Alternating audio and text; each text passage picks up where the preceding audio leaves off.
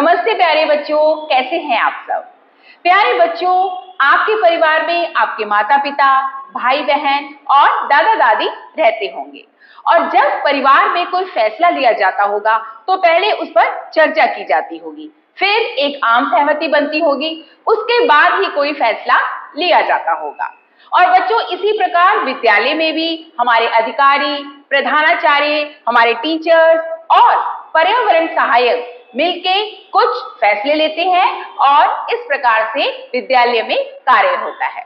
तो बच्चों, ये तो हुई परिवार और विद्यालय की बात। क्या आपने सोचा है कि हमारा देश कैसे चलता है? हमारे देश में फैसले कैसे लिए जाते हैं? जी हाँ, आपने बिल्कुल सही कहा। हमारे देश को चलाती है हमारी सरकार और इस सरकार को चुनते हैं हम भारतवासी। बच्चों, क्या आप जानते हैं कि सरकार को चलाने के लिए भी कुछ नियम तथा कानूनों का पालन करना होता है? बिल्कुल। और बच्चों, ये सभी नियम एवं कानून एक पुस्तक में लिखे जाते हैं और उसे कहा जाता है संविधान। और प्यारे बच्चों, हमारे देश भारत का भी अपना एक संविधान है। और बच्चों, क्या आप जानते हो भारत का यह संविधान 26 नवंबर 1949 को बनकर तैयार हुआ था और इसे बनाने में 2 साल 11 महीने और 18 दिन लगे थे। बिल्कुल। और इसीलिए प्रतिवर्ष 26 नवंबर का दिन राष्ट्रीय संविधान दिवस के रूप में मनाया जाता है। और बच्चों, जिस समिति ने संविधान को बनाया था उसके अध्यक्ष थे डॉक्टर भीमराव अंबेडकर और इसीलिए भीमराव अंबेडकर को फादर ऑफ इंडियन कॉन्स्टिट्यूशन कहा जाता है। तो आइए बच्चों, आज हम बाल संसद के माध्यम से ये जानेंगे कि हमारी सरकार किस प्रकार कार्य करती है। आज की सदन की कार्यवाही शुरू करते हैं। सबसे पहले प्रश्नकाल, पूछिए क्या पूछना है। मैं पूछना चाहती हूँ कि इन्होंने स्कूल के बच्चों के लिए क्या किया है। हमारे बच्चे हर रोज स्कूल जाते हैं, लेकिन क्या सीखकर आते हैं ये हम लोग जानना चाहते हैं। इसका जवाब सरकार को देना ही होगा। कहिए, आपका क्या कहना है।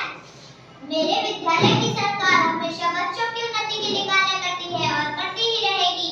इनके बेबुनियाद प्रश्नों के उत्तर मेरा मंत्रिमंडल देगा।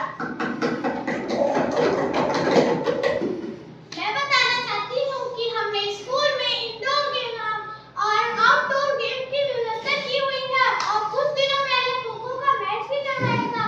अगले महीने बाल दिवस के मौके पर हमने स्पोर्ट्स कॉम्पिटिशन भी रखा है ताकि बच्चों का तरह तरह से विकास हो सके। हमारे विद्यालय ने विज्ञान मेले में भाग लिया है।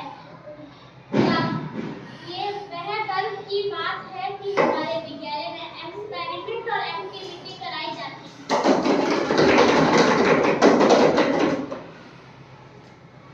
मेरे विद्यालय में हम हमेशा बच्चों को नई नई चीजें बनाना सिखाते हैं। उन्हें लर्निंग फेस्टिवल के जरिए हाथों का हुनर भी देते हैं। अभी इसी महीने हमने बच्चों को उपयोग किए हुए फूलों से धूपबत्ती बनाना सिखाई।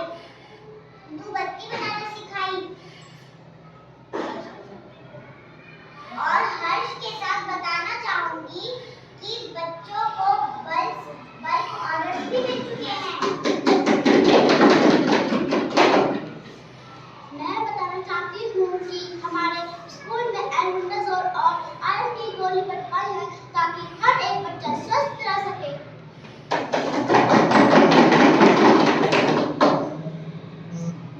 प्रश्नकाल यहाँ पर खत्म होता है। अब सरकार आने वाले मास का एजेंडा प्रस्तुत करेगी। आने वाले माह में कल्चरल मिनिस्ट्री दिवाली मेला का आयोजन करेगी, जिसमें एसएमसी अभिभावकों व आसपास के लोगों को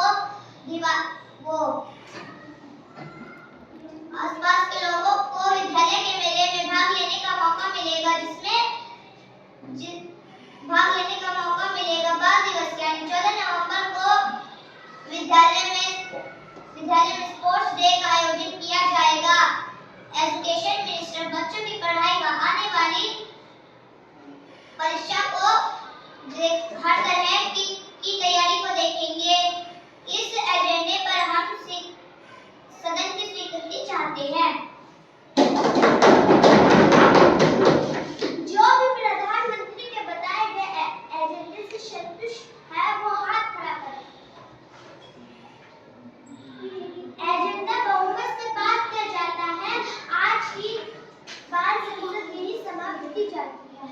तो बच्चों, देखा आपने किस प्रकार बाल संसद में बच्चे अलग अलग विषय लेकर उस पर चर्चा कर रहे हैं, और इसी प्रकार आप भी अपने विद्यालय में बाल संसद का निर्माण कर सकते हैं। प्यारे बच्चों, आप सोच रहे होंगे कि ये बाल संसद होती क्या है। तो बच्चों, बाल संसद विद्यालय में एक ऐसा मंच है जहां पर बच्चों को कुछ जिम्मेदारियां दी जाती हैं, और इन जिम्मेदारियों के द्वारा उनमें सहयोग की भावना का विकास होता है।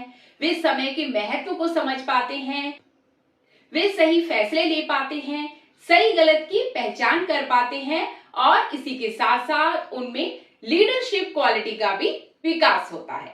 और बच्चों, बाल संसद का निर्माण करने में आपका सहयोग करेंगे आपके शिक्षक।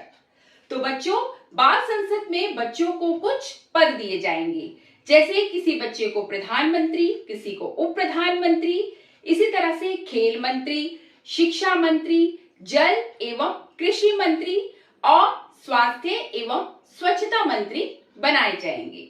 और बच्चों, प्रधानमंत्री का क्या कार्य होगा? प्रधानमंत्री विद्यालय में समय समय पर समारोह का आयोजन करेंगे, और उप प्रधानमंत्री उनका सहयोग करेंगे। इसी तरह से खेल मंत्री विद्यालय में खेलों की व्यवस्था को देखेंगे।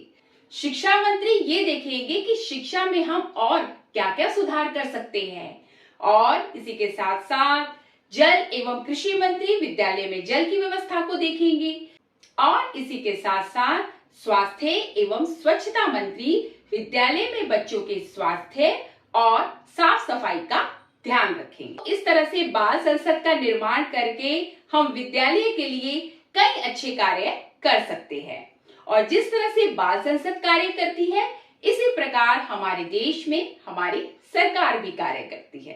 तो बच्चों, आज बाल संसद के माध्यम से हमने ये जाना कि हमारी सरकार किस प्रकार से कार्य करती है, और अब आप अपने विद्यालय या अपनी कक्षा में शिक्षक की सहायता से बाल संसद का निर्माण कर सकते हैं। धन्यवाद बच्चों।